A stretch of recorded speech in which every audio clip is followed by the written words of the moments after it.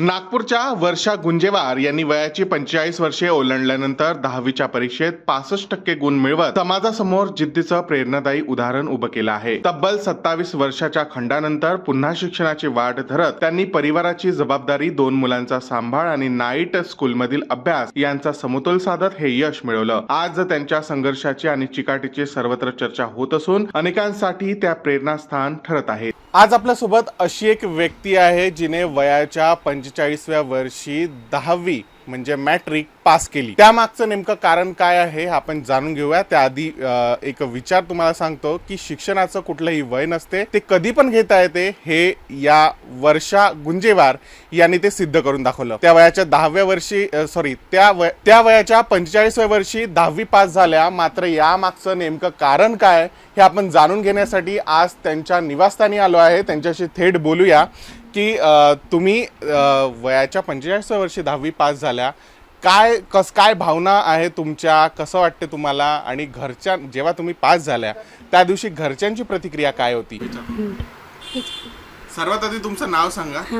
मी वर्षा विनोद गुंजेवार आणि माझ्या माहेरचं नाव आहे वर्षा देवराव जिजिल गिलवार आणि मी राहणार वरोरा। मी 1996 ते 97 मध्ये 10वी होती। तर 10वी मध्ये माझा एक विषय, माझ्या वडिलांची इच्छा होती की मी 10वी पास व्हावं। तर मी वडील बोलले की बा तू पास होशील तर तुला आम्ही शिक्षवेन, नाही तर मी तुझं लग्न करून देईन। तर माझ्या वडिलांनी म्हणजे मी फेल झाली, एक विषय राहिला माझा, तर माझी बसायची इच्छा होती की परीक्षेसाठी। तर माझ्या वडिलांनी मग लगेच मी फेल झाल्यानंतर एक स्थळ माझे मिस्टर दुसऱ्या मुलीला बघायला आले होते। ते मुलगी त्या गावात नव्हती, तर त्यामुळे त्यांनी बोललं की तुम्ही मुलगी दाखवता का बा? तर माझ्या वडिलांनी मला दाखवलं। तर लग्न माझं मग पाहण्याचा कार्यक्रम झाला आणि म्हणजे आत्याकडे म्हणजे फोन वगैरे गेला की बा हे पाहुणे आले होते, तर तुझं बाबा कसं का बा? तर माझे बाबा आणि घराजवळची एक बाई आल्या आणि त्यांनी इथे डायरेक्ट आले। तर आल्याबरोबर डायरेक्ट त्यांनी लग्नच फायनल करून आले, जे साक्षगंधाची तारीख करून कार्यालय सर्व बुक करून वगैरे सर्व आले। आणि नंतर मी म्हटलं नाही करत लग्न, तरी पण माझ्या वडील तारीख काढली 17 मार्च, तर तू कर बा लग्न। 21 मार्चचा माझा मॅथचा पेपर होता। तर मी यांना बोलली की बा मला पेपर देऊ द्या। तर हे बोलले की बा नाही बा मी 9वी तर तू 10वी शिकून काय करते? तर म्हणून मग मी ते विषयच सोडला। मग काही मी संसारात गुंतली। नंतर मला 2 मुलं झाले। मग असं वाटलं की शिकावं, तर सासूबाई मरण पावल्या आणि सासूबाई मरण पावल्यानंतर मग सासरे होते आणि वयाच्या मग 27 वर्ष उलटल्यानंतर सासरे मरण पावले म्हणजे। तर मग मला असं वाटलं की आता फ्री झाली, माझे मिस्टर बोलले तू फ्री झाली आता शिक्षण कर, मुलं पण बोलले, तर मग मी शिक्षणासाठी म्हणजे तयार झाली। असं कधी झालं आहे का की जे तुम्ही तुमच्या मुलांना उच्च शिक्षित केलं, चांगल्या प्रकारे ते इंजिनियर्स झाले, आता चांगल्या ठिकाणी काम सुद्धा करत आहे, कधी असं वाटलं का तुम्हाला की आपण कमी शिकलो आहे, ती अडचण बनत आहे मुलांच्या शिक्षणामध्ये? नाही तसंही होते ना, घरचे सपोर्ट होते, आजूबाजूंचे होते आणि माझे भासरे पण ते पण त्यांना थोडंसं मार्गदर्शन करायचे। पुतणी वगैरे होती शिक्षणाबद्दल वगैरे, आणि समोरच्या ताईंच्या मुली वगैरे त्या पण त्यांना शिकवायचे। जरी आम्ही दोघे नाही शिकले होते तरी पण त्यांना म्हणजे प्रोत्साहन देत होते थोडंसं मुलांना शिक्षणाबद्दल। आई ही प्रथम गुरु राहते, तर मुलांकडून असं कधी म्हणण्यात आलं का की आई तुझं शिक्षण कमी आहे, तुला कसं माहीत पडणार, आम्हाला किती टेन्शन राहते, असं कधी मुलं म्हणत होते? हो म्हटले, मला छोटा मुलगा पण म्हटला आणि मोठ्याने पण एकदा म्हटलं, आणि तेव्हा मला असं वाटलं की नाही आता तर खरंच शिक्षण केलं पाहिजे। त्यामुळे मग मी शिक्षणाचे हे केले। आणि माझ्या आत्याचा मुलगा आहे, त्यांनी मला सांगितलं की ही शाळा नरेंद्र नाईट स्कूल आहे, तिथे तू ॲडमिशन करता होईल बा सर्व, तर म्हणून मग मी ॲडमिशन केली। म्हणजे आताची शिक्षण जी पद्धती आहे ती थोडीशी वेगळी आहे, पण भरपूर मोठा अभ्यास राहतो 10वीचा। आता तुम्ही जनरली जे विद्यार्थी आहे त्यांचं शिक्षण म्हणजे शिक्षणच असते पूर्ण, की त्यांना कुठलं काम नसते, आईसुद्धा काम सांगत नाही। मात्र तुमच्या मागे एवढा मोठा व्याप होता घरच्यांचा, मुलांचा, मुलं कामावर जात होते आणि डब्बे पाणी घरचं सगळे कामं हे सांभाळून तुम्ही शिक्षण कसं केलं, 10वीचा अभ्यास कसा केला? मी सकाळी जरा उठायची, सकाळी 5 वाजता, तर 1 तास अभ्यास करायची, मग आपले कामं वगैरे करायची आणि टिफिन वगैरे करून द्यायची मुलाची, आणि दुपारी मग वेळ मिळाला तर दुपारी, नाहीतर मग सायंकाळी शाळा जॉईन करायची, शाळेत जायची, तर मग शाळेतून आल्यानंतर 1 तास तेव्हा अभ्यास करायची। हो. आणि मग घरचे कामं कामं करायची ना, घरचे कामं सकाळी आपले 6 वाजता उठलं की आपले अंगणशाळा, स्वयंपाक वगैरे, टिफिन, तर 12पर्यंत फ्री होऊन जायची. मग मला दुपारी वेळ मिळायचा तेव्हा करायची अभ्यास, आणि सायंकाळी परत 4 वाजता कामं सुरू झाले की पुन्हा शाळेत जायची 6:30 वाजता. शाळेतून मग आल्यानंतर कधी स्वयंपाक करायची, कधी नंतर करायची, कधी पण असं जसा वेळ मिळाला तर मग रात्री अभ्यास करायची. लग्नानंतर काकांनी तुम्हाला असं म्हणून तुमचं शिक्षण बंद केलं की मी 9वी आहे, तुला 10वी करायची काय आवश्यकता. तर तुम्ही पास झाल्यानंतर काकांची प्रतिक्रिया काय होती, मुलांची प्रतिक्रिया काय होती? आणि काका तर खूप खुश झाले, त्यांना तर एकदमच आनंद झाला. आणि मुलं तर बघा, मुलांना अशी अपेक्षाच नव्हती का माझी मम्मी पास होईल बा, आणि मी पास झाल्यानंतर त्यांचा आनंद एवढा मावतच नव्हता गगनात की खूपच आनंद झाले. मुलांनी पेढे पण वाटले आणि खूप म्हणजे खुश आनंद झाले मुलं दोन्ही पण. आणि ते पण खूप आनंदी, आणि आजूबाजूंचे पण सर्व माझे खूप खुश झाले बा, तू एवढ्या वर्षांना पास झाली की तुला एवढे टक्के मिळाले बा म्हणून खुश झाले. आजूबाजूचे काय म्हणतात? आजूबाजूचे काही नाही, आजूबाजूने ते काकू म्हणाले की बा नाही बा, छान झालं, तू एवढे वर्षांनी जर तू पेपर दिला बा, छान झालं, पास होशील. त्या राखडेताई पण म्हणत होत्या की छान आहे ते. आपण जाऊबाई पण म्हणाली बा तू करू शकते हे ते. आणि माझ्या आत्याच्या मुलांनी पण मला खूप सपोर्ट केला त्यांनी शिक्षणासाठी की बा तू ताई करशील.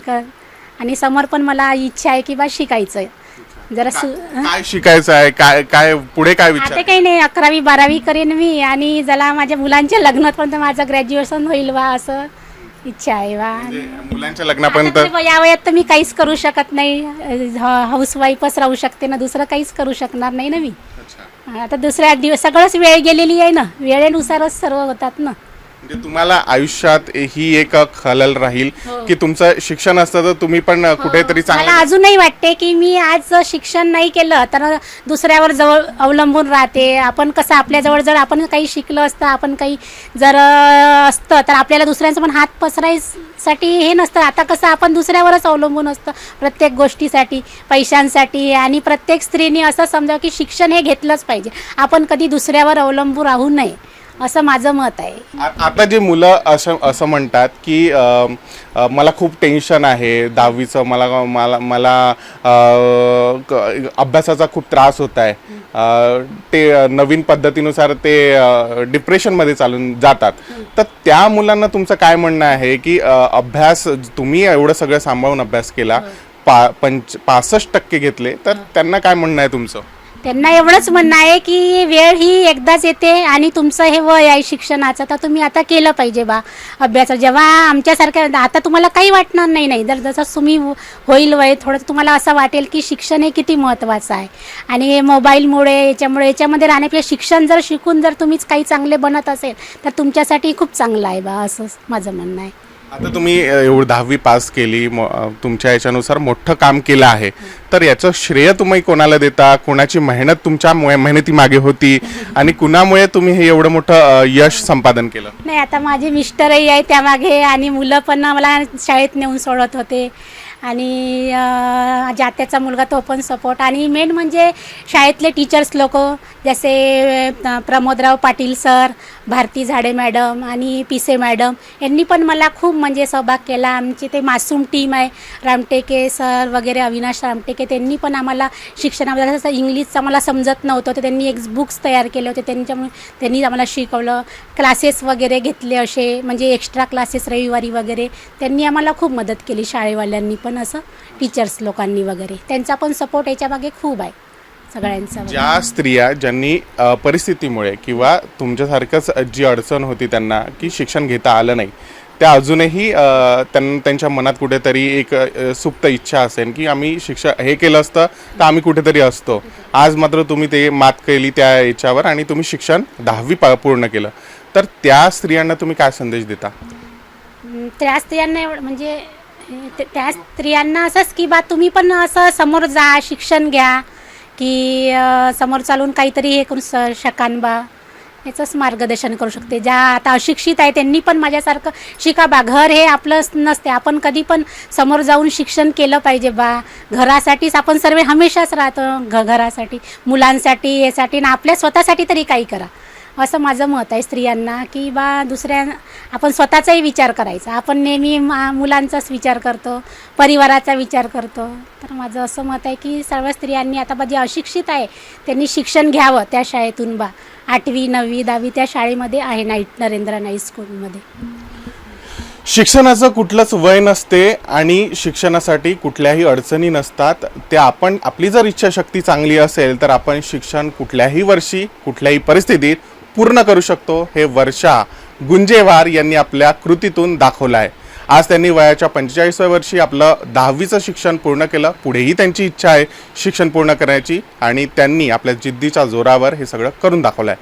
कॅमेरा पर्सन विलाससह मी प्रकाश शुंकलवार, महाराष्ट्र TV 24, नागपूर.